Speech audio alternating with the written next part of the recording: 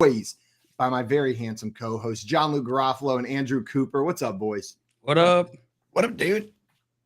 Good Coop, morning. is that an owl on your shirt? Dude, we're not doing this again. We're not doing this again. It is, Simon. Yes. Wow. A beer making owl? After technical difficulties this morning, we just talked about owls for like 5 minutes. We're like, wait a second, is this thing even live? Are we live now? Is this fixed or does anyone We're live, guys. We are so live right now. Right. What happens if I take my shirt off? Then I think we're good to go. I think that honestly makes it a little bit more exciting. Live. That means we're live. Let's go. When JL's shirt is off, that means we are live. Guys, I'm sorry you missed out on that owl conversation. If you're jumping in now, we're not going to redo it.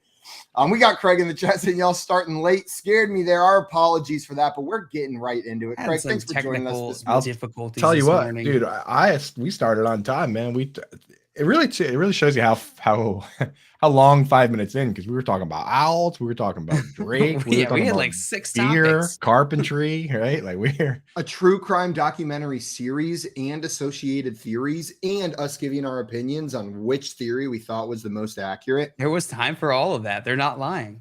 Yeah, man, how do we talk for 3 hours every day is what I'm wondering. Oh, no, 5 dude. minutes. I got so much to say, apparently. JL's out here defending murderers, dude. It's 7:04 in the morning, dude. He's like, I'm pretty sure Who's that out here falsely incriminating people. Yeah, just Out everybody here putting people in prison for circumstantial evidence. Everybody that hangs out with like, Michael, we don't need the justice system. everybody that Michael Peterson meets falls down stairs and dies. And JL's like, what if it was an owl, though?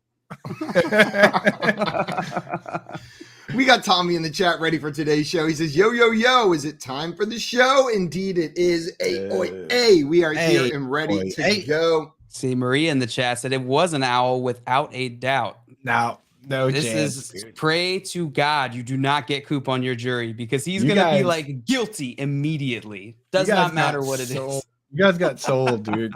You guys like the one woman on the jury that looks like Professor Trelawney, and she's just like outside her mind, and she's like, well, I kind of believe the thing about the owl.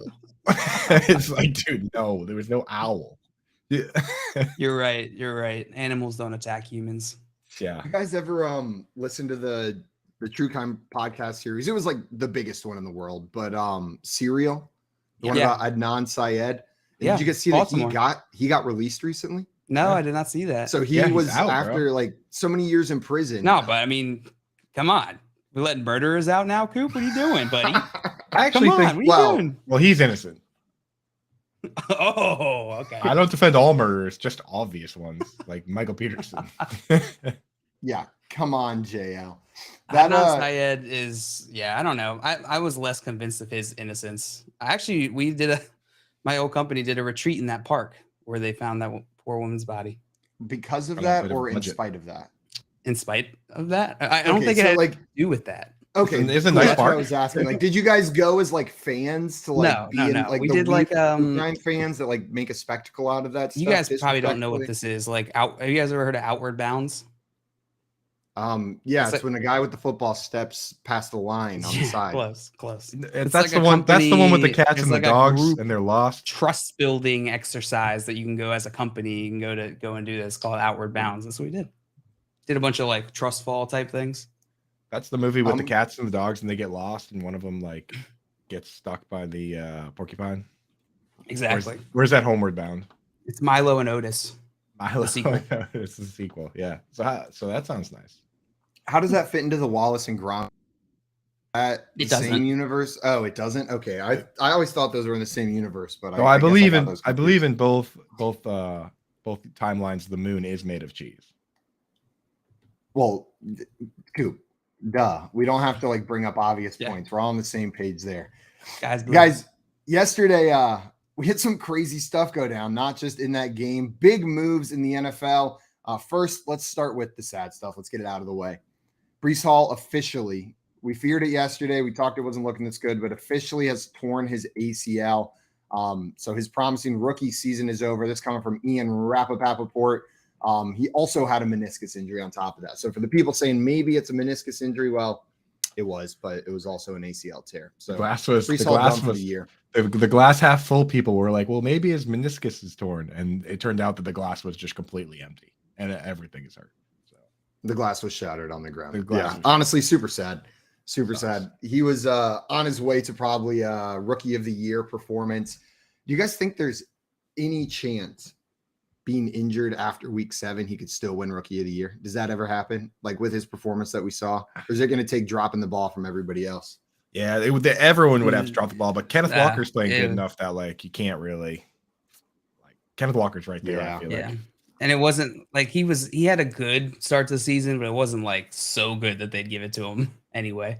I saw FanDuel yesterday put out a tweet. I think DraftKings did the same thing, but where they refunded all futures with Breece Hall on them, like, or for rookie of the year, they refunded futures, individual entries with Breece Hall as offensive rookie of the year, something like that. And the comments or the replies were the most predictable thing you could ever imagine. People complaining about other players. Exactly. You click on it, it's immediately like, yeah, well, what about Amon-Ra St. Brown this weekend? Like immediately was just like, well, no, like, oh, great. It was just like, you give them an inch. Like, if you guys want sportsbooks to never refund your entries, keep doing that. Right. You know what I mean? That is a good way, because then they're going to go, we can't do that, because then people start expecting it for everything, and they're going to be rude when we don't. Like, accept the freebies, guys. Hey, guess what? You lost. You lost. Get over it. Right. You put your money down and you lost. Yeah, bye. It's the end of it. It's crazy that they're giving mad at people for not giving you your money back. Yeah, but it's like I think the real scary thing is in these sportsbooks, they're like, no, it's okay. Keep gambling. Here, we'll give you one. We'll give you a free one. It's like that's like what drug dealers do. They're like, here's one on the house, and then next thing you know. So be careful with that. Yesterday night, as I was scrolling TikTok, this video came up. It had like 200 likes. I don't know. Sometimes I get these random videos. I'm trying to go to bed, and then this guy shows up on my screen, and he goes, "Today, I lost at the casino, but tomorrow I win." And then the video cut off, and I was just like, I can't support this. Like, I cannot like this video, even though I'm digging the vibes. Like, I'm just not going to support him. You gotta gamble responsibly. You gotta gamble when you have real data, when you have a real hunch. Don't just bet just to bet. That's the rule of thumb for me. Or if you do it with the amount of money that you're totally comfortable losing. Consider it an entertainment value. Right. There we go. Guys, on that same note, with Breece Hall going down injured for the year, JL, you want to break this one? James Robinson traded to the traded away. Travis Etienne season, baby. Let's go. So I was like, I don't even care where he was traded to. It's just a way. It doesn't matter. It's not a James Robinson story. This is a Travis Etienne story. Cue the George Michael freedom. Cue it up, dude. Yes. Wheels up, Travis Etienne. Thank God. Only been waiting forever. Man, it really didn't look like week 1, week 2. It really did not look like this was going to be the case, right? That Travis Etienne, without injury, would have this backfield to himself. Like, I was with you, JL. I was still believing, but it looked like, oh shoot, we just completely whiffed on James Robinson, and now here we are looking at a Travis Etienne backfield. I mean, who else is there? Is there anyone who's going to take significant carries from him? No. This is Travis Etienne's backfield. And man, just watching them use him last week, he's electric. He's a high-end RB2 for me rest of the season with RB1 upside. Man, Joe, you used the word electric perfectly right there. And I've found myself wanting to use it more, but I got to be careful with it because it's such a good word to describe a player or a play.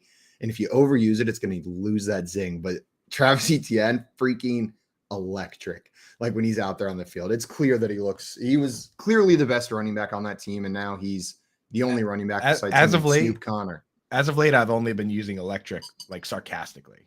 So I'll be like, people be like, oh, should we start Tyler Conklin in my fantasy leagues? And I'll be like, yeah, dude, Tyler Conklin. If you're in a league that gives you points for blocking on pass plays, Tyler Conklin's been electric. Like I try to save it for instances like that. It's got power, whichever way you use it. Yeah. Now, with Travis Etienne being alone here, what's the upside? What are we looking at? Is he an RB1 rest of season, JL? Yeah, I said RB1 up. I said high-end RB2 most likely with RB1 upside rest of season. Coop, you agree? You think that's the case for Mr. Etienne? I say at this very moment that is the case. let's just see, what the split is like. But, when these teams trade guys away, they're not usually one to go out and sign or trade for a player themselves and give that guy a lot of work. And like JL said, they don't really have anybody on the roster that commands that kind of work. So I think it's wheels up time, baby. Let's go. Hogs Let's go. up. Hogs. Travis Etienne or Dameon Pierce rest of season? Travis Etienne. He's in a better offense, better pass catcher. There's no Rex Burkhead lurking around playing on pass plays. The Burke lurk.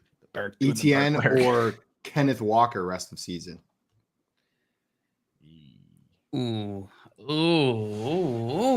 Even. That's even for me. That's pretty close. Pretty close. I might slightly lean Kenneth Walker, but that's tough. I don't know. Yeah, I figured Dameon Pierce, you guys would all say ETN, but then I was thinking, man, there's another rookie that has that backfield, has that starting job for another team. I saw some numeros that suggest that Kenneth Walker on that monster run that he really didn't need to or shouldn't have done because they were trying to run the clock out, but it was still way cooler that he scored. On that play, he recorded the fastest on-field speed of any player this season. Really? Faster than Daniel Jones in that one play where where his torso outran his legs? Where he was going so fast. No, I think that one didn't even register. That's the problem. He crossed the speed of light. He crossed the sound barrier and that's what tripped him up, dude. The explosion. So loud. Just absolutely devastatingly loud. And that's tech hasn't caught up yet. It's just, we aren't there. Impossible to measure. Impossible to measure that play, but so that's probably the fastest. That's probably the fastest play. And then Kenneth Walker's run was second fastest. But I mean, when you think about some of the guys in this league, I mean, just the Dolphins players like Mostert and Tyreek Hill, like the fact that Kenneth Walker could have the fastest speed, that's exciting, especially because he had 168 yards. But he didn't catch any passes. So that's a little bit to me. That might make you lean towards Mr. ETN. It might. But it might. Yeah, but probably not. Kenneth Walker's awesome. And Z Money taking the two players that we just compared ETN to instead start Kenneth Walker or Dameon Pierce. It's Kenneth Walker for me. You can't not start Kenneth. Dude, I can't even imagine a situation where I'm starting people over Kenneth Walker. He's got to be up there with unless you have Saquon Barkley and Josh Jacobs, then maybe you can bench Kenneth Walker. But right now you just can't. Jordan Loop said Travis Etienne or Travis Homer. Ooh, that's tough. Dude. Tough. Close. Flip a coin. Yeah. I'm just kidding. It's Travis Etienne. Did you mention this one? Adam in here. Good morning, Adam. Says so pissed at the pass defense. Lost by 2 points because they couldn't stop freaking nosebleed from the Bears. The Pats defense, not pass. Okay, that makes sense. If that was a nosebleed, then that was one hell of a nosebleed. That was a big old nosebleed. Yeah, it was bloody. Bloody Monday. Bloody Monday. Did you guys see the Browns are listening to offers on running back Kareem Hunt, according to League Source? It's kind of interesting. Where do you think he'll go? I don't know, dude. All of a sudden, these teams are just like, we have too many good running backs. Let's move them, dude. Like that to me, that's if you're competing right now, that's a scary move. I know maybe they decided they aren't going to pay him and they want to get something for him now, but I don't know, man. I don't know why you would trade that guy. Well, and are the Browns competing? Like they're 2-5 going into this week in that division. What'd you say? Yeah, in that division. Maybe they're just saying like, okay, we're not competing. Let's get what we can for Kareem Hunt right now. Like it doesn't matter that Deshaun Watson's coming in week 11. We started 2-5. Jacoby didn't get done what we needed to get done. This team's defense has looked worse than we thought it was going to. Let's phone it in and get some draft picks if we can. What did the Jets trade for James Robinson? Did you guys see it's a 6th-round pick that with playing time incentives could become a 5th. So like if James Robinson goes there and beats out Michael Carter, essentially, then it's a 5th-round pick. Okay, but it's a 6th with the conditional 5th or whatever. I think that's phrased. Usually the way those are set up is that if he makes an impact at all, it should be a 5th. That makes sense. Yeah, I don't know where he would end up, JL. Maybe the Falcons is a place where he could end up. Maybe the Jaguars. Can you imagine? How mad would you be, dude? I would flip my table. Yeah. I would just flip the table and never come back on a show. Soup everywhere. all over the difficulty in trading running backs a lot of times is that you have to get back more than you would get. Like if you like, so the way the compensatory picks work is that if you let a guy leave as a free agent and then you don't sign any incoming free agents, then they give you a compensatory pick. So like, and it's based on other players at your position. So the Jaguars must have thought that no one would sign James Robinson, or they have plans to sign players on their own to trade a guy like that. Same with Kareem Hunt. It's like if you're not getting a fourth or a fifth back for him, if you just wait and let him leave, you're going to get a fourth or a fifth back as a comp pick anyway. That's the problem a lot of times. It's the same reason the Ravens jail don't trade Tyler Huntley. Because if you trade Tyler Huntley, then it's like someone's gonna sign him next year anyway. So you're gonna get what, like a fourth or fifth back anyway. So that's what makes it so hard to trade guys like that. And Jordan down here saying something similar, saying Jaguars playing dynasty, pick Robinson off waivers and flip them for late picks, rinse and repeat while you rebuild for the next 10 years. 10 years. Classic dynasty owner move right there. Always playing for the future. So much value though, Loop.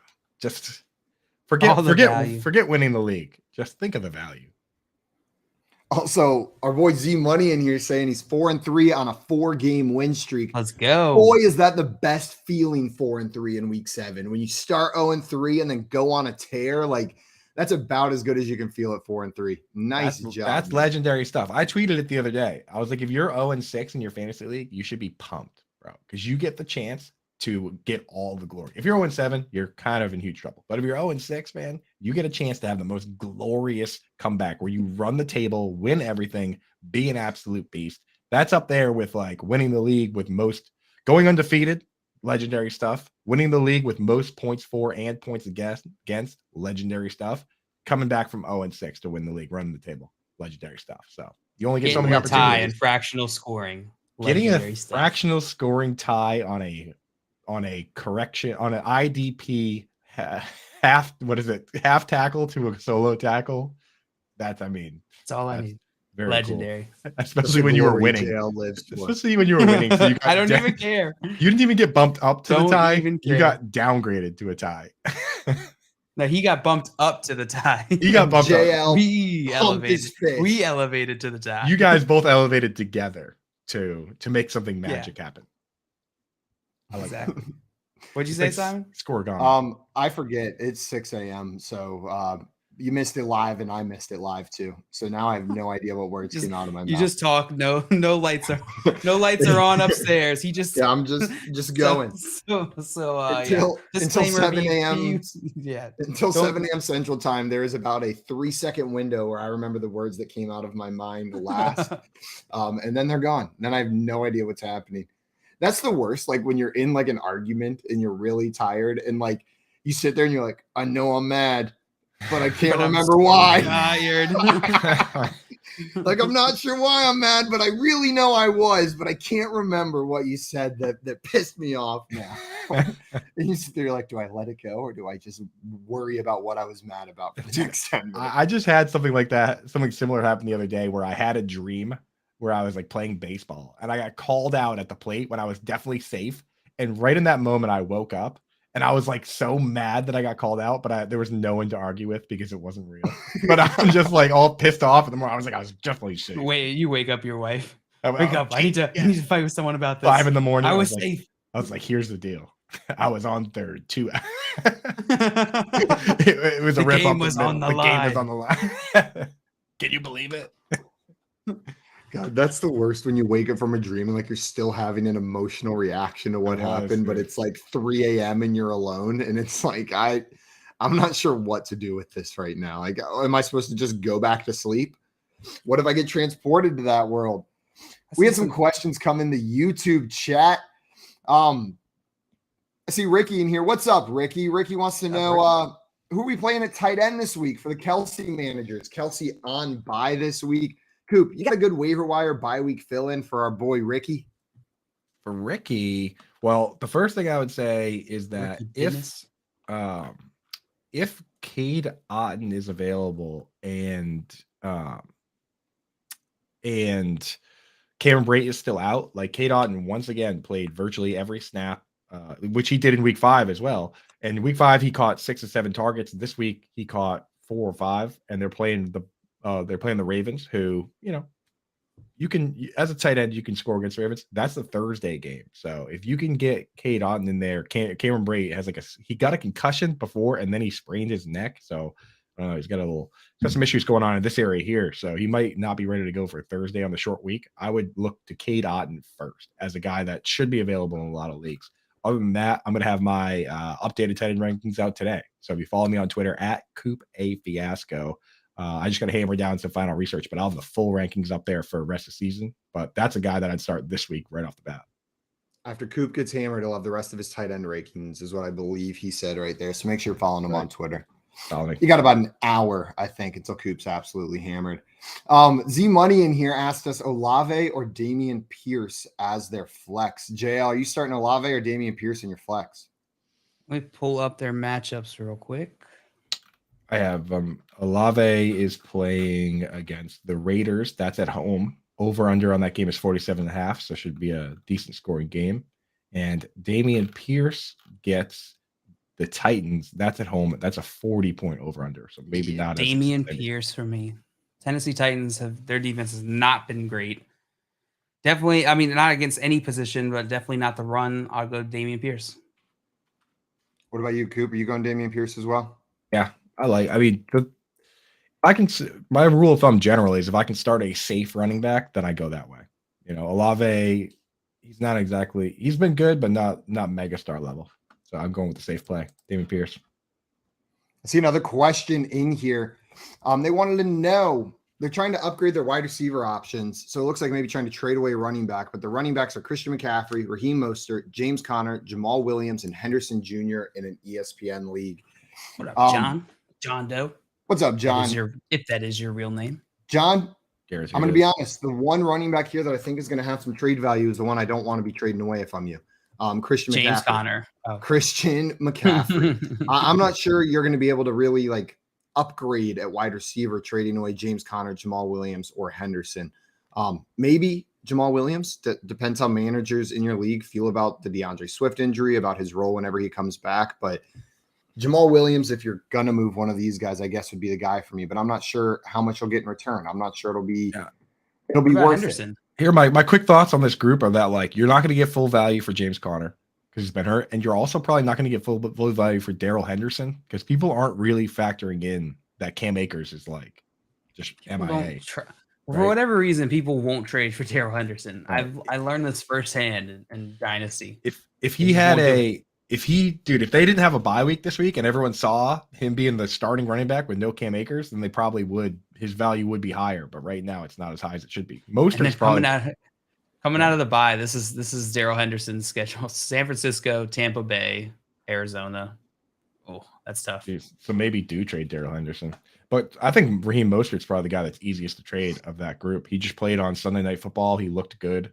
He's the guy. So but just make sure you get good value back because of that group. He's in your starting lineup for sure. Yeah. Yeah, absolutely. I'm just looking at the trade value charts from our friend Alex. I was curious what Jamal Williams was going for, and it looks like the wide receivers in that range: Terry McLaurin, Alan Lazard, Rashad Bateman. Would you guys trade Jamal Williams for any of those three players? Yeah, I would trade for Rashad Bateman. Mm-hmm. Who was the other one? Alan Lazard and Terry McLaurin were the three players. Oh, I trade for Terry McLaurin too. Yeah. Oh, we'll trade for Alan Lazard. McLaurin. I don't think.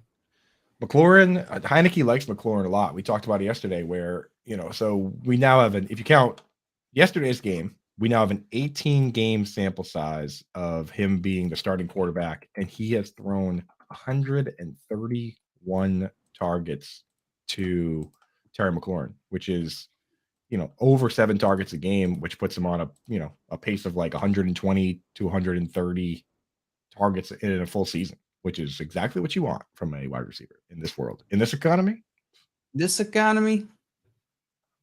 Yeah. I think Alan Lazard of the three is the one that I don't want to say most excited for, but probably the one I'd be most willing to make that trade for. He's the one doing it right now, right? He's played one less game than some of these guys, but on a points per game basis, he's he's scoring the most fantasy points on a weekly basis. Allen Lazard is in this offense. So maybe I'm just a little bit higher on Lazard, but I would trade Jamal Williams for him over there. I'd trade Jamal Williams for any of those guys. He's an expiring asset, right? I also see he's a pretty high value backup running back. So I if Swift's injury lingers, I could see Jamal Williams having value throughout the season, but it's dependent on that injury, which is I think to your point, Coop. This season, man, unless Kenneth Walker was on your waiver wire, like this has been such a bad season to hold on to your fab.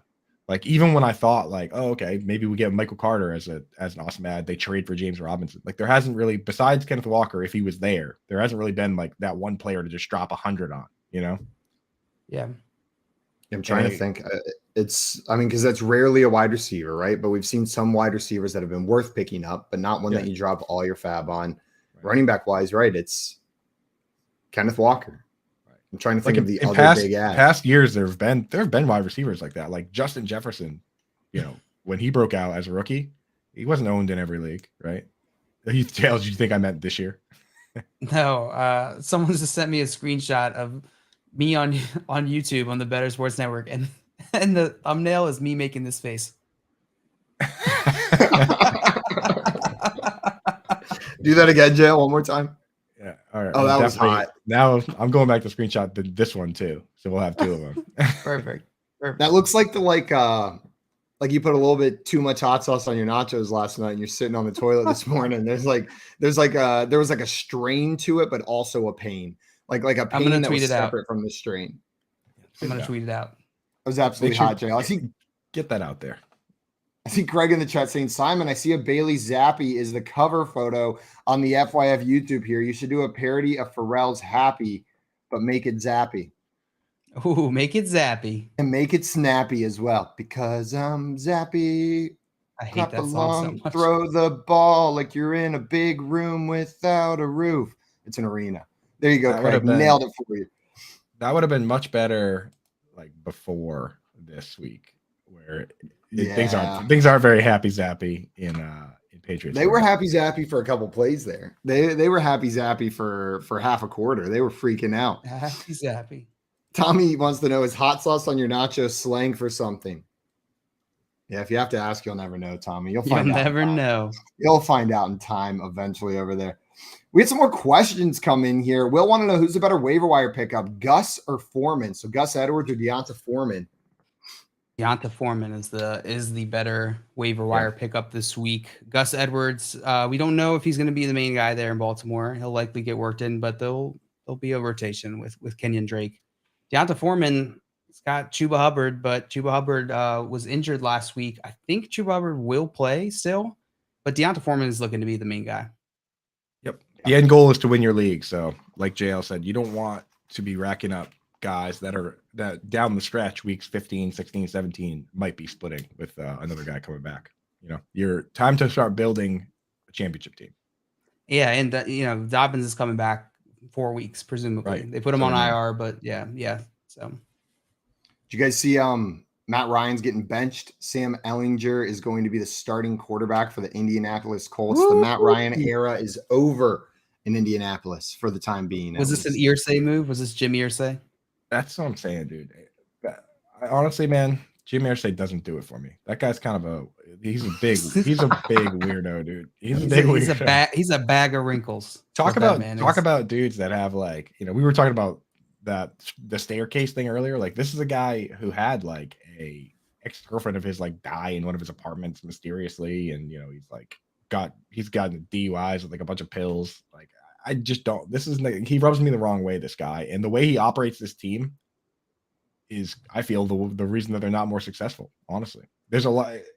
At the end of the day, it comes back to ownership, and there's a reason certain teams are successful all the time, and certain ones are horrible all the time, and it comes back to these dudes. I think Irsay, now that I look at it, him ditching Carson Wentz after 1 year, ditching Matt Ryan after 5 games, sometimes it falls on those guys. Sorry to say it. Not a big Jim Irsay guy. Oh, I don't know who is though. I don't big Jim Irsay guy. It seems like he'd be fun to have a beer with, but I mean, I don't want him running my football team. I don't even want to have a beer with them. Not at an Owl Brewery, not at a Giraffe Brewery, not at any of the animal breweries. I'm not having a beer with Jim Irsay.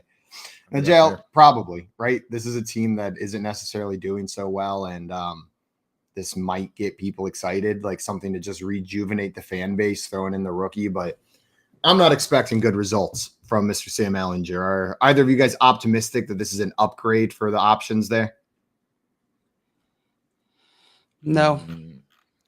I mean, with Paris Campbell, like he runs such low 8-aught routes that I feel like anyone could throw those. So I don't think it hurts him because he's just like hanging around the line of scrimmage anyway.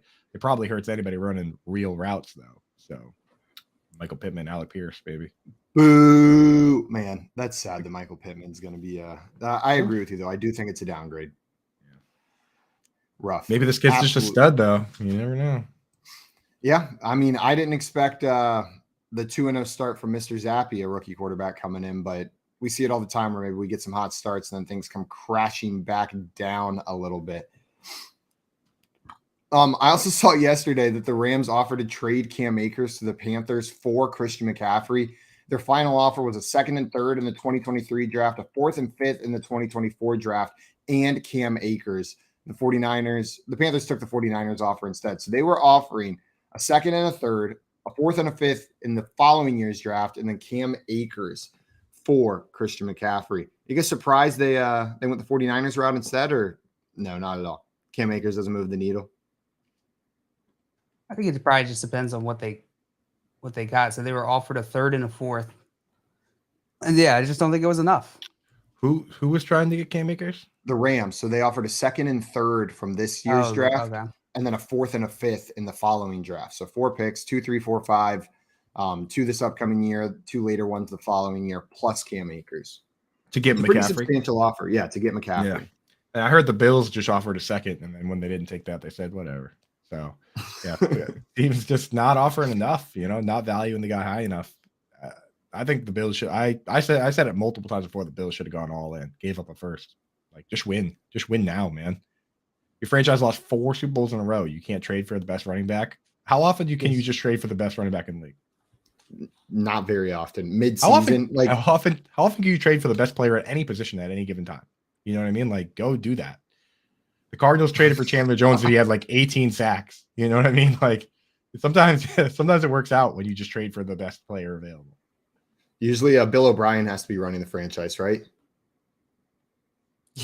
God, exactly. Don't you dare bring him up. It is too early to be talking about old beehole chin Bill O'Brien. Oh, well, JL, he's getting the gut punch from fans at Alabama right now. They are not happy with Mr. Bill O'Brien. Is that where he is? He's at Alabama? I believe so, right? Is he still there? That's messed up. Yeah, go look at pictures of his coordinator and quarterbacks coach. I've seen just open up an incognito browser. Open up the incognito tab before you do. That nasty chin. I've seen it. Ricky B in the chat saying no, don't bring that man up again. Why? I'm guessing maybe he's a Texans fan over there. We got Ricky, a Texans fan. He also wrecked that franchise, man. He just absolutely wrecked it. Now that we're talking a little bit about Sam Ehlinger, Nick said Paris Campbell or Alec Pierce. Now that Ehlinger's taking over, Dale, Campbell or Pierce? Good question. Let me look up. Let me lay something out for you, JL, before you answer, because this one got a little. Then this is coming from the Paris Campbell guy. This one got a lot spicier this week because we were talking about how Paris Campbell was playing more snaps than Alec Pierce, but this week they just went full on Rams offense and had all 3 wide receivers play like every snap. Michael Pittman played every single snap, 64 of 64. Paris Campbell played 63 of 64. Alec Pierce played 62 of 64. So with that information, JL, what are your thoughts? All 3 guys played virtually every play. I'll go with I'll lean Paris Campbell, and the reason why I will do that is the targets have been going his way. Now, that's not a guarantee, right? We could easily see that switch. We see that happen all the time. Alec Pierce could out-target Paris Campbell, especially with a new quarterback, because we don't know how Ehlinger is going to use his wide receivers. just based off the information we have, I'd go Paris Campbell, because if there's other reason, if the reason is him that these targets are going to him, right? He's getting the separation, he's making the moves, he's running the routes. Then I'd rather have Paris Campbell than Alec Pierce this week. Yep. So where I'm at with it is pretty much the same thing. We've actually had this exact question before. It was just disguised. We had this question week like 2 or 3, and it was Curtis Samuel or Jahan Dotson. Right? It's like the same question. One guy getting all the targets running low A-dot routes. One guy on the outside getting fewer targets running deeper routes. Unless, like, if I was in a standard league, I would consider Alec Pierce because he's running like 12-yard A-dot versus 5. But otherwise, any sort of PPR, I'm 100% with JL here. Go for the targets. Guy has 10 targets. He's playing every snap, and he has 10 targets in back-to-back weeks. That is literally the formula for like this year's Hunter Renfrow or this year's Amon-Ra St. Brown. That's a PPR gold mine right there. PPR gold mine, especially for PPR. Washington this week. Yeah. They got Washington. How often we say PP as fantasy we say PP players? all the time. Like daily, I say PP just on a regular basis. Yeah. The other day when DJ Moore scored a touchdown, I texted you Peach to Deej. You said Peach to Deej, and I said that Peach to Deej connection. How often do we say PB, Peach, Deej, and Hogs on this show? It's bajillion. It's daily, and it's our job. It is my job to say PP as many times as possible during a day, and boy, do I try to deliver on it for you guys. Boy, do I try to deliver. And we're not quite sure. We're not quite sure if we appreciate. Not quite sure if we appreciate that, but we support you in your endeavor. It's for you. It's for you guys. I do it for you. I'm a man of you is what I am. Everyone, we are going to talk a little bit more about PPs coming up. But after that, we've got some Monday Night Football player prop draft to review and some bets to pay out on. We're going to have our friend Murph come on the show a little bit later to talk some waiver wire with you guys. And then we'll have some real talk a little bit later on the show as well. You're listening to the Front Yard Fantasy Morning Show here on Bettor Sports Network. Bettor Sports Live with Rick Kamla. That's 7 p.m. Eastern, 4 Pacific on Bettor Sports Network. Andy Reid is the best current coach in the NFL. He's better than Belichick. Belichick has lost his way. He's better than Tomlin. He's better than Harbaugh. He's better than Shanahan. He's better than McCarthy down in Dallas. He's better than all of the gangster NFL coaches right now. Sean McDermott up in Buffalo, he's better than all these guys. Andy Reid is the greatest gangster that we have at head coach in the NFL right now. And I understand that you're saying, well, Belichick is the GOAT, Cam. How can that be true? Now you're bringing up old stuff. Bill Belichick can't draft anymore, okay? Talk to me. Nick Chubb, Sony Michel. Talk to me. DK Metcalf, Debo Samuel versus N'Keal Harry. Okay, talk to me. This dude has lost his way. Remember the year when he should have bottomed out and just tanked, but he couldn't, and he went and got Cam Newton, and they were a mediocre team, right? He's lost his way. And not that he can't coach up a good defense and that kind of thing, but overall, he's lost his way. Andy Reid's an absolute badass. They draft great. He's a great coach, makes the right decisions, when to go for it, when to kick, when to punt. The guy's the man. The Playbook with Fensty and Ronis, presented by FantasyAlarm.com. I hate the stupid unsportsmanlike conduct. As long as you're not disrespectful to the opponent, you should be allowed to celebrate. How I used to say it, and to bring up, because now basketball starting to bring up personal. Oh, dude, it's even worse than basketball, isn't it? So Dikembe Mutombo, who used to get teed up in the 2000s, in the 90s, they didn't give a crap.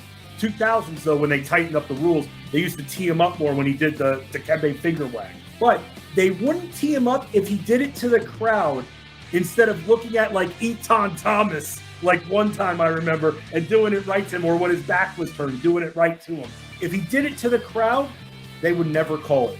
And so that makes me wonder if these players, while, yeah, they want to talk a little smack, maybe they should flex towards the crowd than at the player who they're standing over. I guess. I know it's soft, man. It is soft. Because you know what? Like we're gonna give 15 yards for that, bro. They think that, you know, want to know why they're paranoid? They think that's gonna turn into a fight. See, I disagree with that. That's not going to start a fight. I agree with you. They don't agree with us. It's one thing, okay, if you spit in someone's face or say something derogatory, like about their family or something, right. Yeah, that can incite it. But if you're just like, yeah, I made that play, what? You know what I mean? Like, again, they know the rules. You got to know you're going to get flagged. You have to have discipline. But, like, I don't know. I have no problem with celebration as long as it's not disrespectful. What's disrespectful? Right. It's interpretation, and that's my Right. problem. Watch, it's going to cost someone in a big playoff game, and that's when people are going to go crazy. There'll be a third down play. Someone makes a pass breakup, and they're in someone's face. They're going to throw a flag. It'll extend the drive. That team scores, wins the playoff game because of it. You need something drastic for it to really leave an imprint, and I hope that doesn't happen to mine. Bettor Sports Network is betting, fantasy, collectibles. It's sports talk done better. Welcome back in, everyone, to the Front Yard Fantasy Morning Show here on Bettor Sports Network. I'm your host, Simon, joined as always by my never muted co-hosts, John Luke Garofalo and Coop A. Fiasco. We're back. I'm not muted. We're You back. muted? Never ever been muted. Not one time. Go back. Go back through the What a- archives. What a wrong statement to say. You know what my name Incorrect. means in Hebrew? Do you know what Simon means? Liar. It's related. This isn't just random. Greenfield. Jail, I said never muted. I did not lie. I was telling the truth, unless You're right. you want me to You're give right. up on a Truth there? mutual lie. Truth Truther. there? He just triple stamped your double stamp, bro. It means to be heard. I cannot be muted. My name is just declaring that I'm loud at That all is- times. I feel. Your That name is is very Two- accurate. So your name translates to be heard Greenfield. To be heard Greenfield. I wonder what Daniel means. We can get the whole name meeting over there. Daniel probably means like sexy Dingle. guy. Sexy guy dingle is probably sexy dingle. It's a is what sexy Daniel- dingle. Here's- There it is. Mhm. Here's what Andrew means. It means it says frequently shortened to Andy or Drew. It means manly, brave, strong, courageous, handsome, smells nice, warrior, good at fantasy football, awesome at Twitter. That's directly Wow. from Wikipedia. Auntie Coop? Oh. That's that's from my auntie Coop. Yeah, It's that's, from Auntie Coop. that's what she would say. Also, She I likes you too, regret looking- JL. She said so. Hey, I like you Simon- too. Auntie. shout out Ani Coop. Simon, Shout out she's Auntie Coop. not super hot on. What? I'm just kidding. You got the Darren Waller connection, Ani She Coop. likes. That's right, dude. Give her your best Darren. Speaking- Give her your best Darren Waller smile, Simon. Beautiful. That was- Bling. that was Speaking of smart, Darren though. Waller, Z Money in here in the FYF chat asking, time to drop Darren Waller. Nah. Simon, our resident Darren Waller guy. No, I mean, like, what are you going to pick up that's better? Know what I mean? Like, I understand he's disappointing based on your expectations for him at the beginning of the year, but he's still a startable tight end. I feel like I feel like you're still playing Darren Waller. Coop, like, would you start Evan Ingram over Darren Waller? Like, is that a player you would prefer to have on your roster? He's getting the targets. Nah, I think I'd still start Darren Waller. I mean, he's got Right. 6, 8, 5, 5 targets. What I'm more with can you you. really ask for in this tight end world, you know? And the upside is it's just higher. Darren Waller is the difference between Evan Ingram and Darren Waller is they're both very fast, but Darren Waller's, 6'6", 250, 260 even, and Evan Ingram's like 6'3", 234. That's part of why Evan Ingram doesn't score as many touchdowns. I'll admit that. So, Waller, I think they're both capable of good PPR games, but Waller's a bigger threat to score at any given time. So you got to get him in there. Don't drop him. Yeah, Don't drop him. I wouldn't drop him either. Let's see. We got who else do we got? And I'm We the got biggest Scott- Evan Ingram fan of all time. So He is. That is true fact. Oh, except for Simon's mom. Mama Except Simon's Grunewald mom. is a bigger Evan Ingram fan than anybody. well, we're both Anytime equally it's big. not even like we would say something negative. Like if we say like don't start Evan Ingram Something this neutral. week, but he's great rest of season, my mom will text me and be like, "You have to be nice to Evan." Like I'll get like text from her. It's all the local kids, him and Hunter Henry and Kenyon Drake. If we say mean things, I get texts from my mom saying like, "Don't say mean things about those kids." Those Did are you Did you neighbors. see the thing that happened with Evan Ingram and Steffi Smalls on Twitter this week? No, I did not. Dude, Steffi Smalls, noted Giants fan and Evan Ingram disparager. I like Steffi Smalls; she's cool, but she posted a picture. He likes Steffi too. She posted a picture of Ingram like pointing at the crowd, and she was like, "Evan Ingram, talking trash to Giants fans." With 14 minutes left in the game, and then they lost, and that blew up. But then Ingram saw it, and he quote tweeted it, and he said, "Where is it here? Maybe he might have taken it down, but he was like, I had a perfect view of my mom and my girlfriend, my mom and my fiance in the stadium. Like, you guys are trying too hard."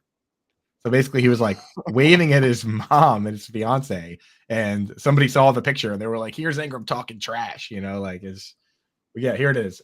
Had a clear view of my fiance and mother in the stands. Y'all reaching way too hard. That's what Ingram said. So that's such just like a sit down response. But I mean, you can't, if you're a Giants fan watching that and you see Ingram run up to the stands, wave or point, of course it looks like he's taunting the crowd, right? Like without a doubt, I understand why people thought that, but he was ready to go. He knew. Why not? Why can't he taunt the crowd? Like why? I'm all for that. If they win, then it's easier to taunt the crowd.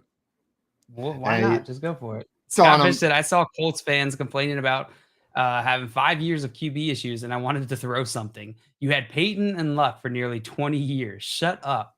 Shut up. Some have spent a lifetime with basically no franchise QBs.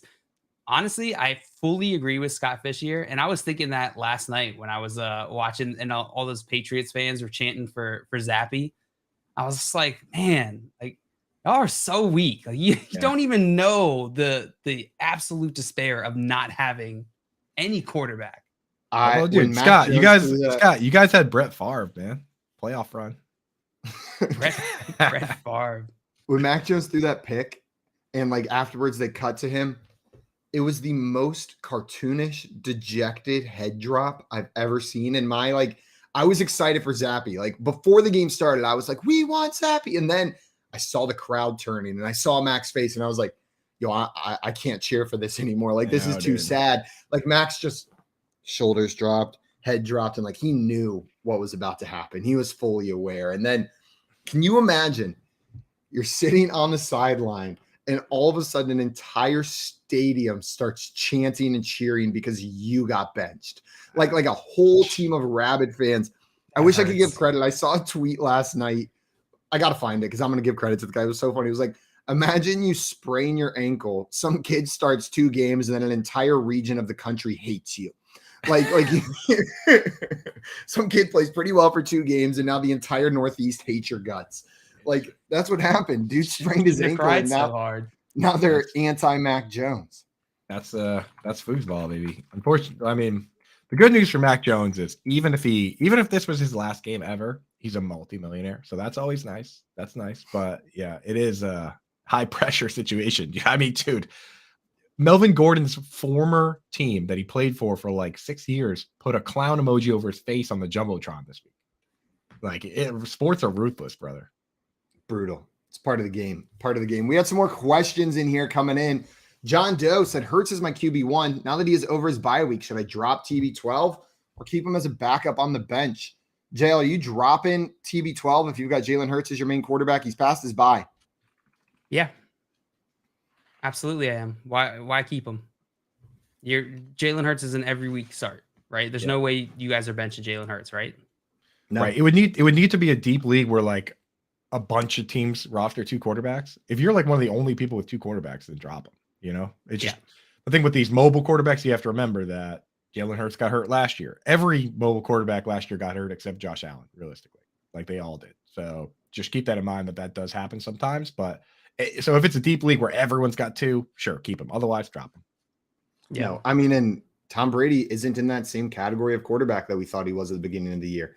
I had to fill in for Josh Allen last week in a couple leagues, and I made the decision Daniel Jones over Tom Brady.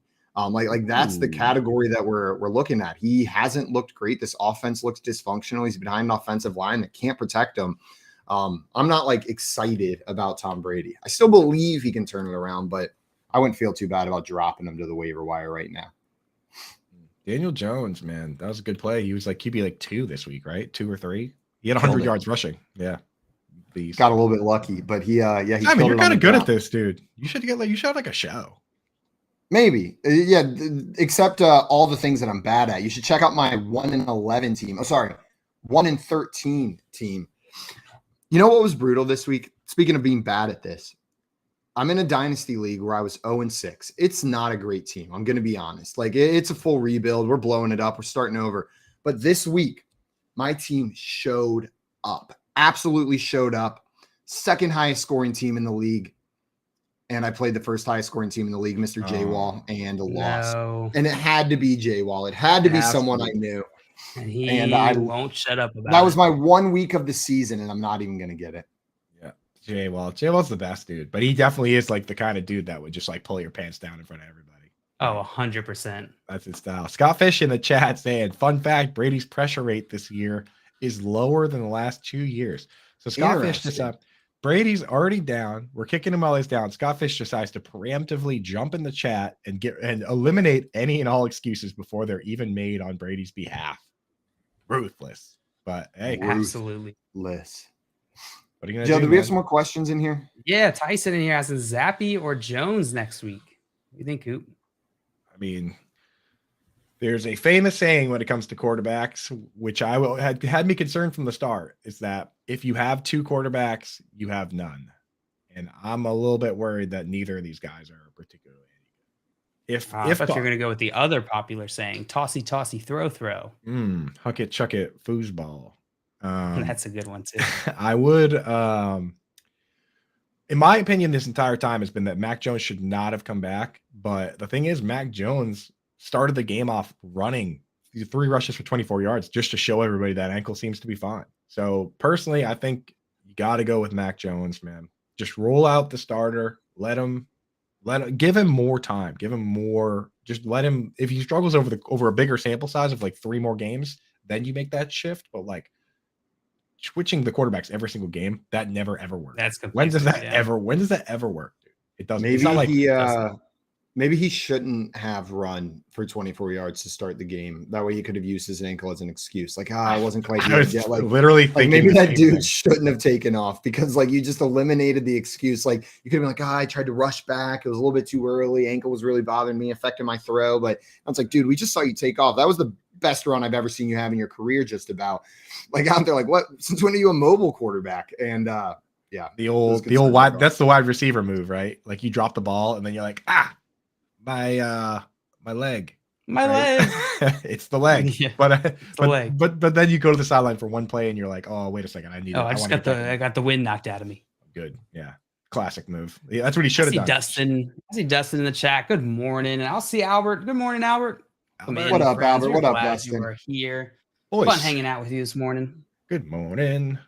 Got Dennis in here asking, who's your most favorite wide receiver? Good morning, Dennis. Who's your most favorite wide receiver rest of season? Half PPR, Tyler Boyd, Wandale Robinson, Garrett Wilson, Marquise Goodwin, Rondale Moore, or Robbie Anderson. Which of those guys is your favorite wide receiver in half PPR rest of season? What a sneaky way to basically just ask us who to add off waivers. Who's our most favorite?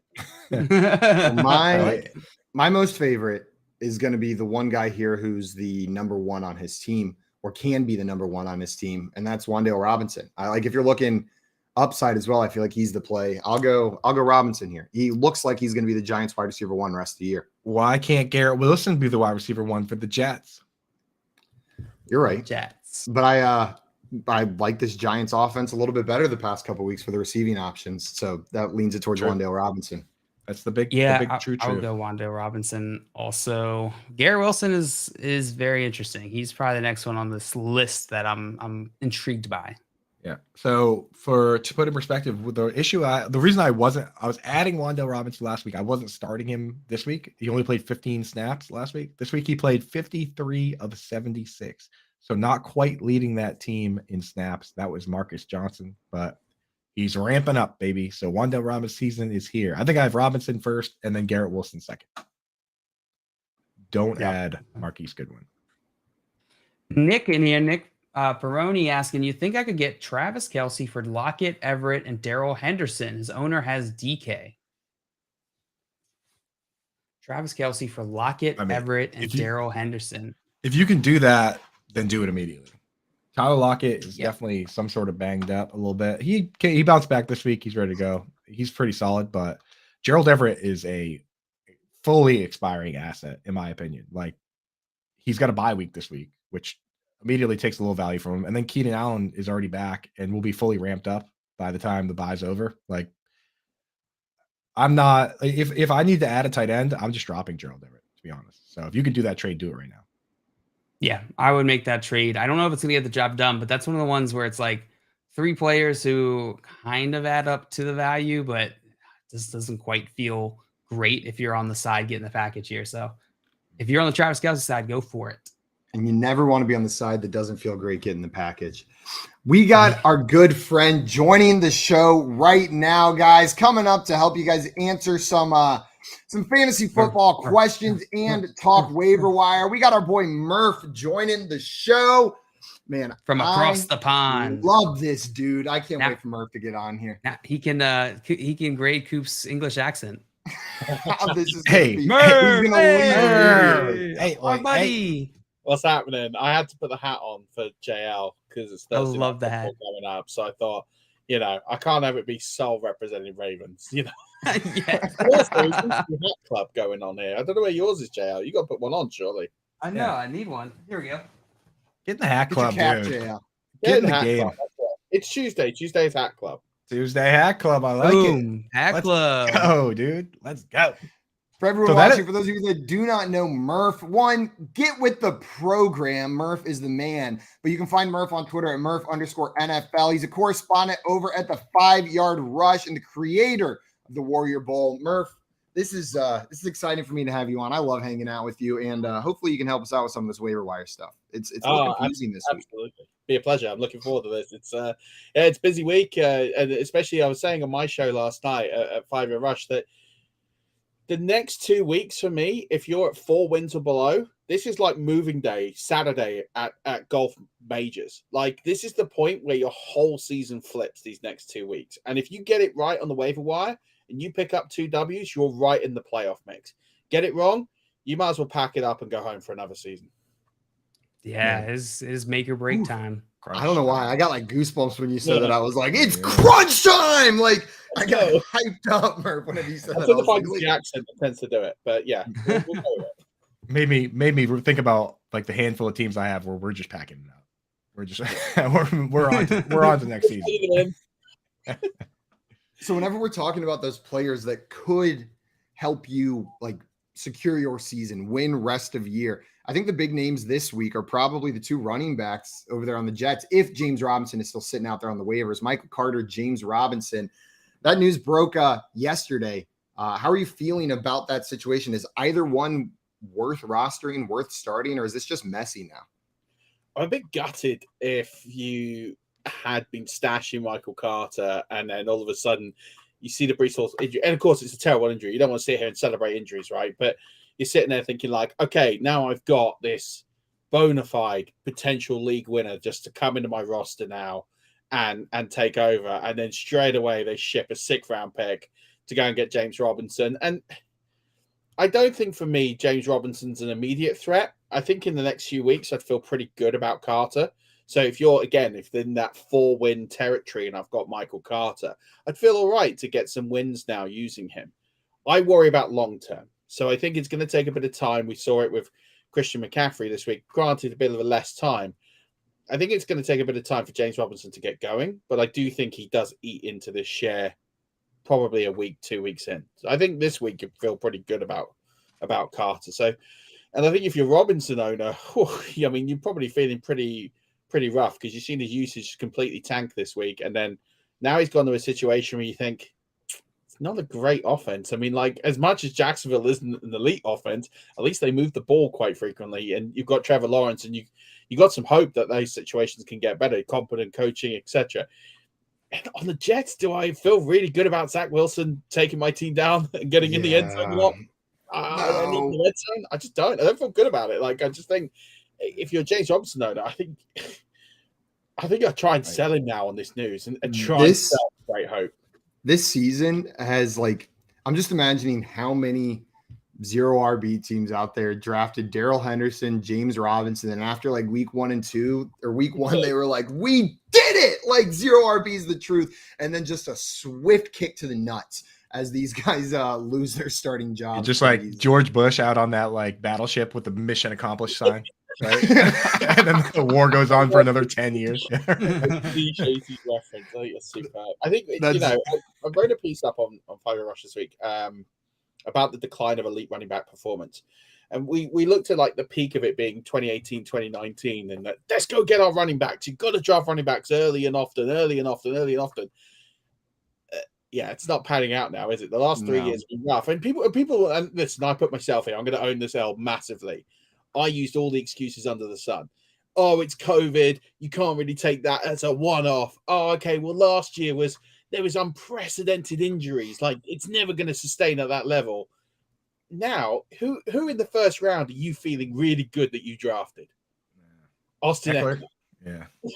Yeah, but that's the one. Yeah. You know what it was? You know what it was, Murph? We were getting there. We were getting there, and everyone's like, it's got to be 0 RB now. We got to go there. And then this is like 2019, like your schedule was talking about. Yeah. And then Alvin Kamara came out and scored 6 touchdowns championship week. And everyone was like, did I say 0 RB? I meant hero RB. Right. And that kind of dragged us back into this like running back. But had that never happened, then we probably would have made the shift a little sooner, I think. But yeah, that was one of my favorite championship weeks ever. It was just my matches. Like I had them in both the championship matchups I was in, and they were just done on Thursday. I won. I didn't even have to stress the rest of the week. I had him and Stephon Diggs in a dynasty league, and they scored 9 touchdowns. The kid was like, "Are you kidding me?" The other kid was like undefeated too, like until that game. Yeah, I was like, it was like 1 o'clock. I was like, game over. That's where you would retire from fantasy. Right? Yeah. You're undefeated, and then you lose. You lose. You lose to a kid. 2 of his players scored 9 touchdowns. So it's such a crazy game we played. Yeah. I don't know what's better from like a. Yes, it's cool to tell that story when you're on the winning end, right? But then it feels a little bit like okay, we get it, you want, but like on the losing end, you have that story forever as like a pain moment. You know what I mean? Like yeah, you think about. You get sympathy from like you bring that story up, and everybody's like, no, like for you for the rest of the time. You would have never heard that story if I was on the other side of it. that one would have been kept right here in the vault with all the sad stuff. That would have been the icebox where my heart used to be. That's where I kept out that story if I was on the other side. We had a question from a Lamb Cup in here, a waiver wire question I wanted to get to. Murph, maybe you can help us with this one. Wants to know, should I pick up Taysom Hill or Greg Dulcich to play during Everett's bye week?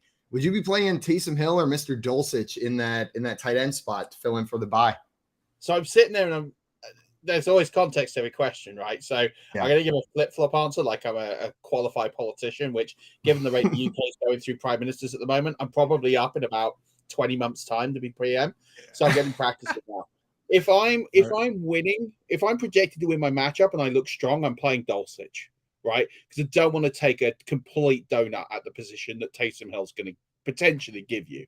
So Dulcich is good, especially in a PPR league. He's going to be good for 10 fantasy points, right? It's a nice safe floor. He's not going to shoot the lights out or anything. But if I'm in a matchup, I'm like projected to win by 15, 20 points. I'm just going to put some stability in there. Don't give my opponent the opportunity to catch up. If they win with an elite 6 touchdown performance, you got to just go to bed on that, and that's fine. But don't score an own goal here.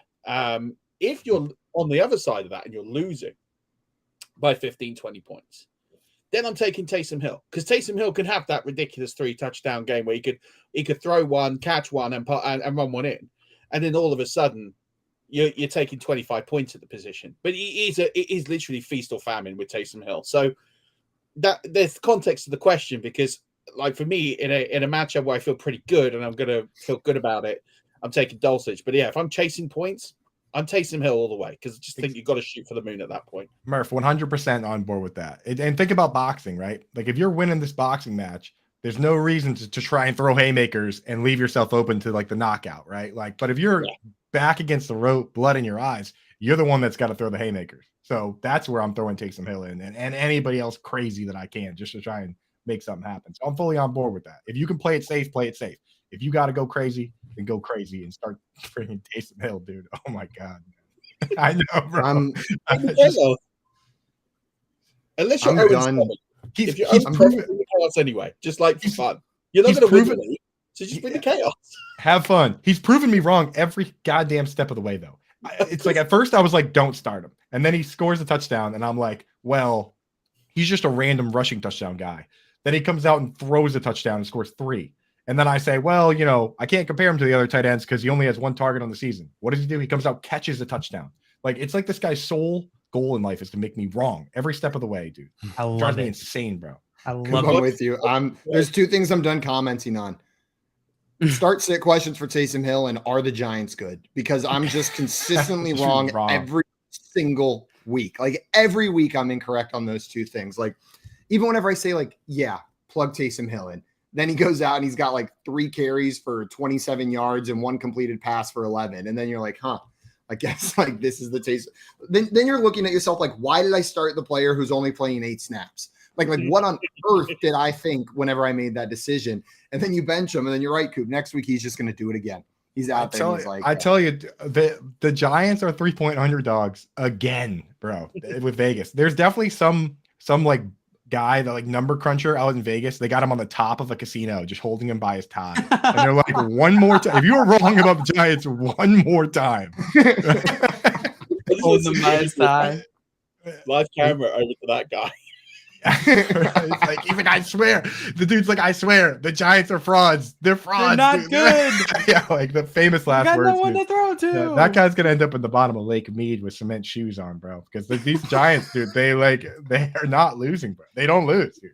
You know what? It was so funny, right? Because I went to watch the Giants here in London a couple of weeks ago against the Packers, and a mate of mine who I was with, Jack, he's a avid Giants fan. He hates watching them because they've been so bad for years. He's like, it just infuriates me. Like he hates Daniel Jones.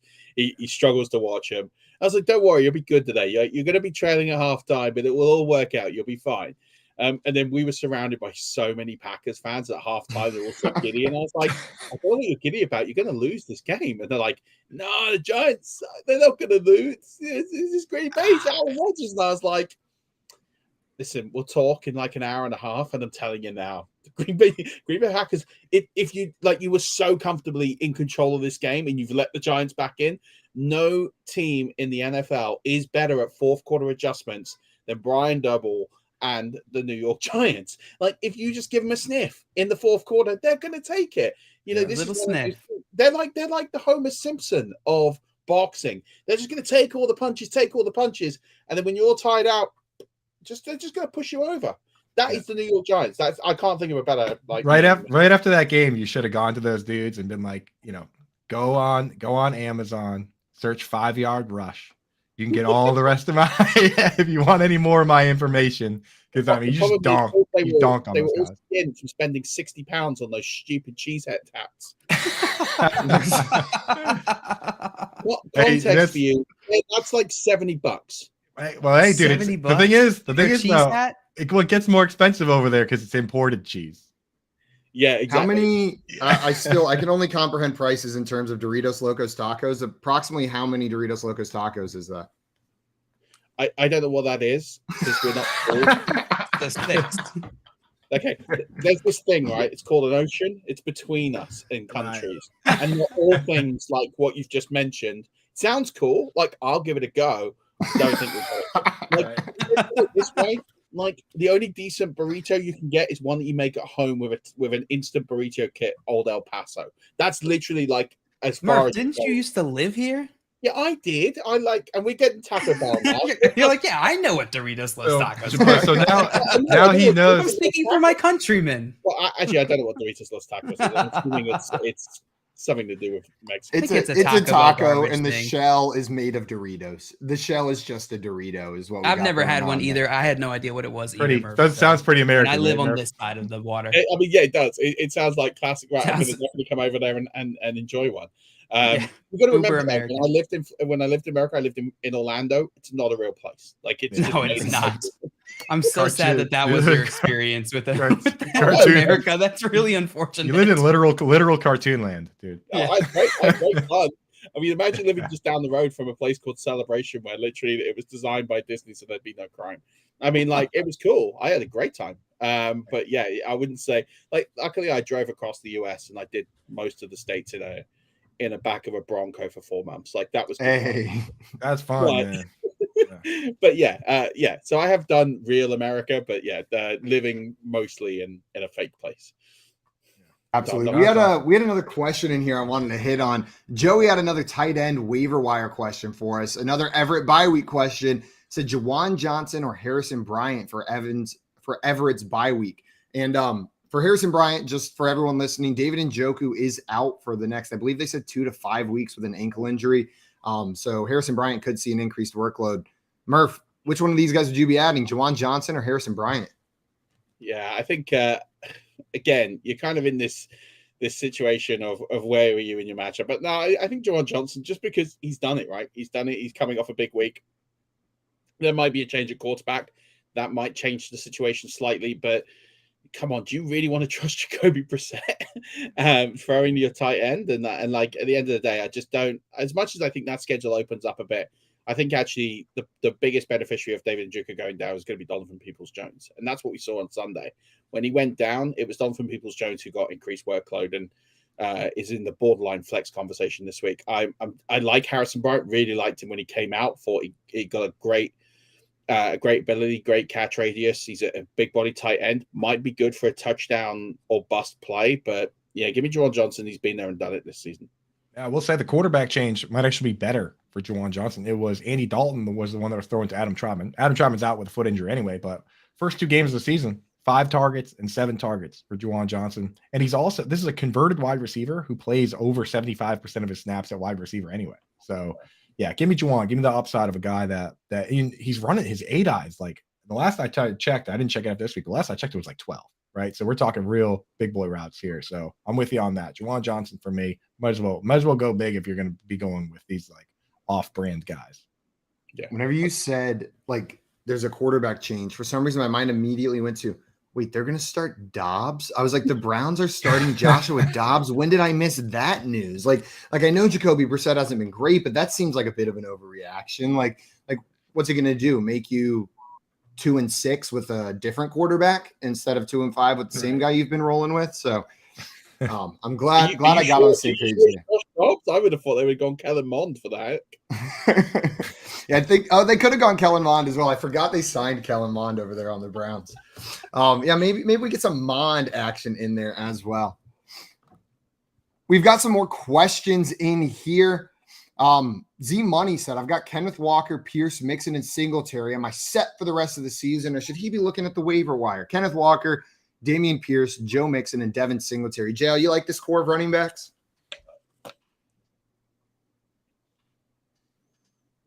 Oh, man. And while JL's unable to be heard. Whoops. Say them again. Dude, you just said you'd never muted yourself, and that was not even 10 minutes ago. I'm dealing with some dealing with some technical issues right now. We're down on BSN. It's fine. What were the names? Kenneth Walker. You got to fire your tech guy, John Luke.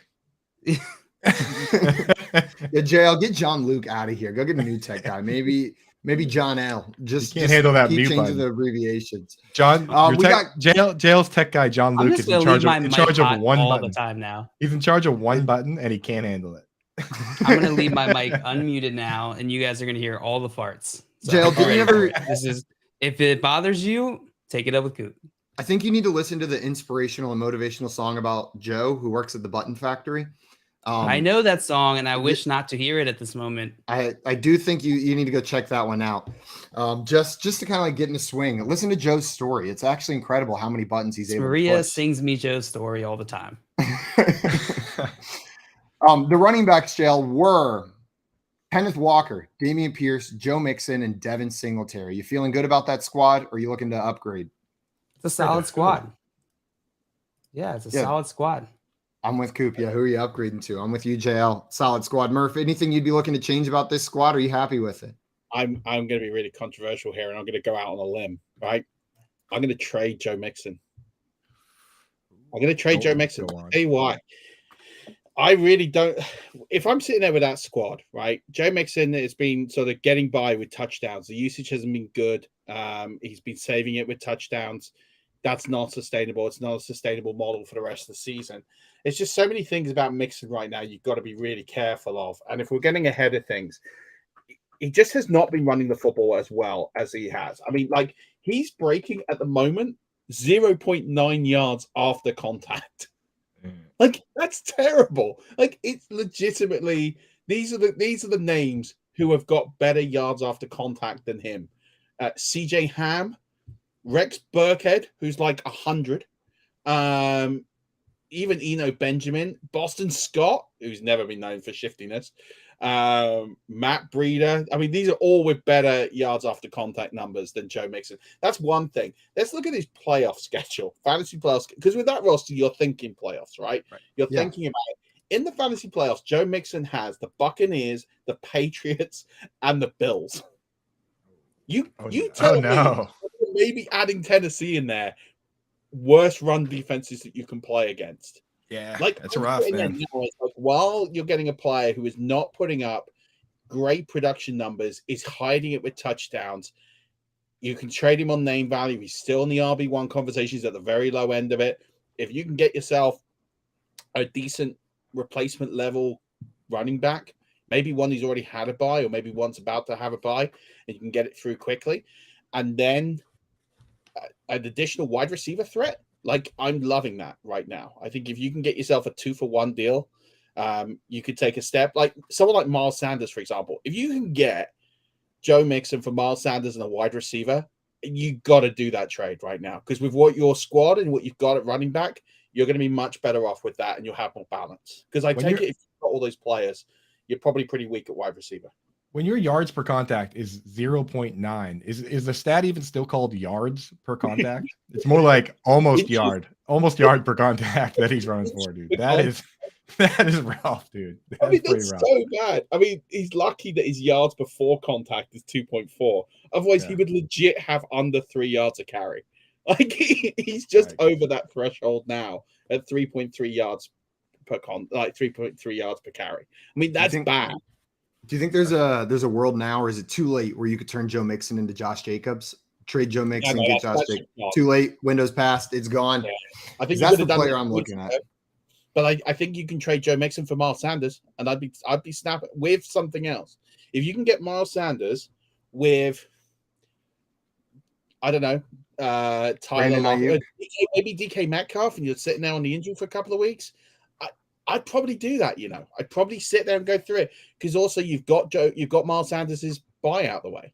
He's just had it, so you're getting the extra week at production at running back anyway, because you don't have to deal with the buy, and then you can get yourself a useful flex or better option in the receiving game. I'm definitely taking that. I think that's how I'm trying to play. I don't have a lot of Joe Mixon, but if I did, that's how I'd be playing it. Trying to get a 2-for-1 piece, take a slight trade down, because I think that he's going to be borderline RB12 to RB15 rest of the season, Joe Mixon. But in the playoffs, he's going to kill you. He's going to absolutely kill you. We've seen this story before, and that's if he gets there. He's got an injury history. I'm thinking, get out while you can still sell him for a decent asset. I was incensed at first, but you made a pretty good case there, Murph. The playoff schedule is really the kicker, because that is brutal. Yeah, I mean, it's as bad as it gets. There is no running back right now with a worse playoff schedule than having those 3 teams and Joe Mixon. So, yeah, again, if you're sitting there with 3 wins and below, ride Joe Mixon. His in-season schedule is pretty decent, and you hope it turns around. But with the way that Tyler Boyd's adding to this offense right now, I just think Mixon's just not good. I can't see a way that unless he gets in the end zone, and that's saved him the last 2 weeks. And if it saves him for the next couple of weeks, fine. But I think for me, this is the last week you can sell Joe Mixon at the value he is right now. Yeah, people probably aren't looking at Miles Sanders with the value they should, but both these guys are averaging 17 carries a game, and Miles Sanders running for almost 5 yards a carry, which is what he has done for his whole career. And Joe Mixon's at 3.3 yards per carry. So not as crazy as some might think, dude. You're basically getting yourself out of a bad situation and getting a wide receiver on top of it. So I like that. I don't think it was controversial when you first started talking, and I was like, this guy's dumb. And then towards the end of it, I was like, okay, yeah, trade Joe Mixon. So yeah. Well said. There you go. Well said, Murph. This is what I do. I just go out there on a limb, and sometimes I fall off the cliff, and sometimes it crumbles underneath me. But that one time it works, I look like an absolute evil genius, and it's great. We're victory lapping, baby. Let's go. That's what it's about. Yeah. We had another question in here that I wanted to get to. Half PPR, 8-team, 3 wide receiver, 3 running back league. They wanted to know about the trade Stevenson for Higgins. The running backs right now outside of Stevenson are CMC, Fournette, Jacobs, and Sanders. They've got Jefferson, Lamb, and McLaurin, and DK at wide receiver. So trading away Ramondre Stevenson for T. Higgins. Murph, you making that move? Smash button. Yeah. Instant. Especially with who you've got at the position. I'm smashing that. I couldn't smash it fast enough. Damian Harris is back, dude. Absolutely. Fun times are over. Joe, you doing this? You doing this move? Yeah, absolutely. I am. I see. Good morning, Lucius. Said, would you rank these receivers rest of the season? Debo, T. Higgins, and Amon-Ra St. Brown. What do you think about this, Murph? Oh, that's a good one. Full or half. I think full or half PPR actually changes my answer. Yeah. I think Let's do full. Okay. I'm just putting my ranks up. I should have probably prepped them. Rest of the season. The full, yeah, because especially Amon-Ra St. Brown, the format changes the way I value that player specifically drastically. PPR is his best format. So yeah, I'm looking at that and I'm thinking, I think I'm going to have to put Higgins bottom of those three. And Wow. I think Debo's close. You know, I think we haven't seen the impact of what Christian McCaffrey is going to have to Debo's rushing game. We naturally assume that's going to go in the toilet, and if it does, that brings Debo in line with what I think T. Higgins can. I'd have Amon-Ra St. Brown on top. I think once Swift gets back, and we look like that'll be this week, and that offense goes back to being quite potent. Give me that. Give me Amon-Ra St. Brown. His role's completely locked. You got no DJ Chark anymore. Like, there's not that. He's got no competition. He's got no, and that, you know, they move the ball. It's the best offense of except for the Bengals. But the Bengals, Higgins has got all that competition. He's not getting in the box. He's not getting in the end zone as much. And I think that will be the differentiator between the two. And Samuel, yeah, he needs that rushing upside for him to be a top 12 fantasy wide receiver with Jimmy G there. So, yeah, I'd probably go. Yeah, at this point, I am really close on Higgins and Debo. I'd probably have Higgins last, but in a week's time, I can easily see myself shifting and putting Debo underneath Higgins. But Amon-Ra St. Brown would be at the top for me. That would be no doubt. No concerns about the return of Jameson Williams. I know it's still up in the air if he's going to play this season, but that doesn't affect this for you. No, because DJ Chark's down. They've got no one else there. There's plenty of targets in that offense to go around. I think you got to remember, right? They're not really in a playoff contention spot here, so they're going to move Williams along slowly. And I think the plan was always this year was get him a few games, get him used to the speed. He'll be on a reduced snap count probably when he comes back, 50-60%, and then maybe by week 17 he maybe gets an 80% snap count. But they're not going to work him too hard because what's the point? Like, you're not playing for anything at this stage if you're the Lions, and the coach is under no. He's not on the hot seat here. He's not playing for a job. They know how bad that team was when he took over, and he's definitely taken it a step forward. So I think they just bring him along slowly. And Jameson Williams for me was always a 2023 pick. This was just get through the year, see what we've got, evaluate Jared Goff. Do we need to go quarterback next year? And I think that was the purpose of it. So, So I'm pretty comfy with Amon-Ra St. Brown being top of that tree. Jared Goff has never been one to be afraid to throw it to the low hanging fruit, whether that's to dump it down to Cooper Kupp or that stretch where Tyler Higbee had like 10 targets every game for 5 straight games in 2019. Like, Amon-Ra St. Brown is always going to be right there for him. Murph, before we let you go, I'm actually coming over to your side of the pond. Got my honeymoon coming up. If possible, if you're anywhere, are you anywhere near London, or where are you out in the UK? So I live in Northamptonshire, which is the middle of the country. Now, unlike the US, that sounds like a mission. It's actually about an hour on the train. Okay. Yeah, well, I'm going to be out there. If we could link up for a beer, that would be dope. But mate, give me some dates. Let me know when you're around. And and we'll make something happen 100%, man. Awesome, dude. Now, I have to ask you, I'm only going to be there for a couple days. What is, of the touristy stuff, we got to do the touristy stuff because I've never been.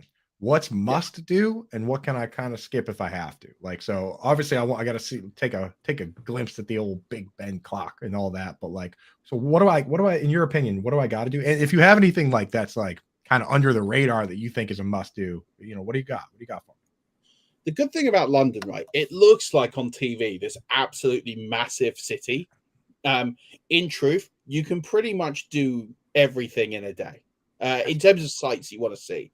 So, like, if you want to get to the House of Parliament, Big Ben, and then Buckingham Palace, and then get across to the London Eye and all these tourist attractions, you can do all of that stuff really quickly, and I can help map that out for you and how to get there and all that sort of stuff. It's not a big city, and with the tube and the networks and rail and everything, you can get around the city very, very quickly. It's not a laborious task. So I'll take it offline with you. I'll give you some places. I'll also recommend a couple of sort of touristy, but not like ones you'd find in the guidebook per se, places that you've got to go and especially some good eateries and good drinks. And if you're around like for a weekend, for example, like a Sunday, and you want to go catch like Red Zone, for example, I'll tell you the bar you got to go as well to go watch that.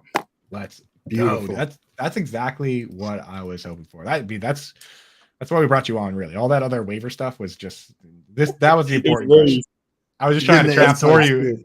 I was trying to trapdoor you into playing in my London trip. Yeah, so I appreciate that, Murph. You're the man, dude. Tell everybody what you got going on right now. I will tell everybody where they can find you and what you guys got going on at 5 Yard Rush. I know you're always doing stuff over there. Yeah, I mean, always doing stuff. We're very lucky that we have a great set of guys and girls who write for us, and a great group of people. So for me at the moment, I'm just really concentrating. I've written nonstop for about 2.5 years, so I kind of took a break from that this season, and just concentrated on just the audio and video content, which is nice to be a nice break for me. I wrote a couple of articles, but I'm kind of not pressurizing myself to do the weekly waiver wire grind. I do that on the podcast. So giving other people a chance to do that. So we've got some great writers and podcasters. So we've got Rich at Dynasty Island. We've got the FSA Tweets, which is Liam, and they do the Dynasty Show, which is on Tuesdays. You catch me and Dan on the flagship show on Mondays, and we break down a lot of strategy as well as also a lot of player trends. I do a matchup show on a Thursday, so I look at all the games and name every fantasy relevant player and where I've got them in my ranks and how I'm viewing each fantasy game. And then you can catch all the guys on our network and girls at 5yardrush.co.uk, or sorry, 5yardrush.co.uk for all the great articles. They're putting loads of injury stuff out. Podcast feed is 5 Yard Rush. You can find it on all networks. We've got Pitsy and Rob and Lewis, and they do the Fast Action Fridays. If you want a quick 20-minute view before you set your lineups, you've got that covered. We've got the DFS show with Mark and Nick and George. So we've got loads of stuff going on, man. It's always busy. And then in the off season, I'll probably go back to writing for Fantasy Pros more frequently. I was on their show yesterday, was blessed enough to go on there and talk waiver wire, and I thought, hey, double up. Let's do waiver wire with Front Yard and Fantasy Pros in the same. I'm looking for. I was buzzing to come on. I know I got asked a couple of weeks ago when I was on holiday. I took a little break in the season because I figured. Because why not? Yeah, because why not write as much? I'm like, I'm going to enjoy this and take 4 days away with a kiddo. So that's what's going on. And you can follow me on the Twitter machine at Murph_NFL.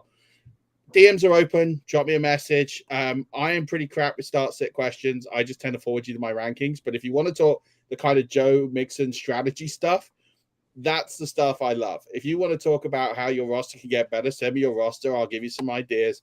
How to make some decent trades. That's the stuff I'll give you all the time in the world for. Start-sits, I'll give you a link to my rankings. Some lazy. Murph, thank you so much for taking the time to come on with us today, my man. Always a pleasure hanging out with you. And like Murph said, guys, go and follow him on Twitter right now at Murph_NFL. Much love, Murph. Enjoy the rest of your day, my man. So much. JL, hope the birds go down on Thursday, but no offense. Like, we need to win badly. But I love you anyway. I love you all. Your show content's great. Anytime you want me, just pick up the Twitter machine and I'm there. Hold you to it, Murph. Thanks so much, Murph. Yeah, me. We'll sort out London. Oh, I'm in there. I'm already in there. I'll talk to you, buddy. That's all, fellas. Guys, that's all for Tuesday.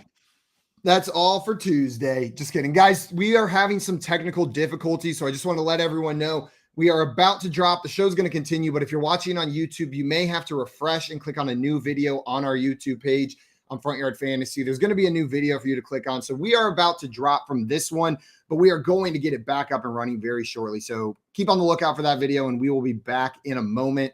We'll see you guys soon.